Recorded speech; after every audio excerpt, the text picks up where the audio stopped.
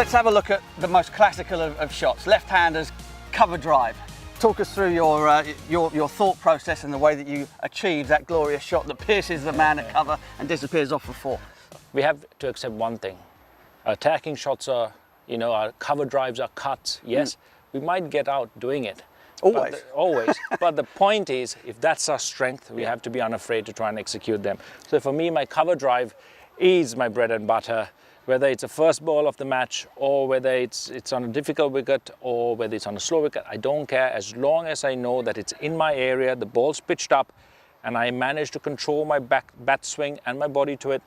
More often than not, I hit it for four. Okay. To start off that movement for me, again, being relaxed, watching that ball, you read the length, you know it's going to pitch up, your body reacts automatically. The most important part, of course, head and shoulder.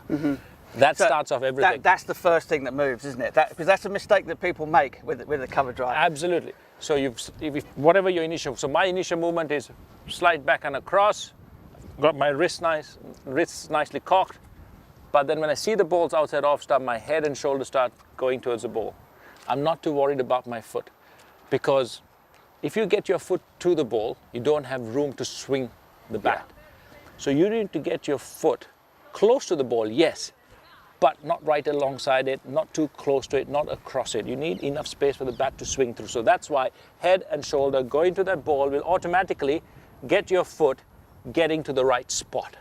You don't have to worry if it's a foot away, 6 inches away, but all it needs to do is leave you enough space for that head and shoulder to go through that ball, which means your hands and bat will follow, and that will automatically come through and go through the ball.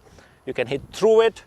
If the wicket's a bit tricky, you can actually hit a bit more stylish drive when the wicket is true, but make sure your knee is bent, your weight's over. Sometimes your back foot does bend, but as long as by the time you've hit the ball, your weight's gone through it, the last bit of the back foot collapsing might actually add a bit of style. It's not necessary, might add a bit of style to it, but if you can actually get your foot over, not let this collapse, release that weight right through the ball, get your bat, hands, head, shoulder all swinging through that line, you hit a perfect shot.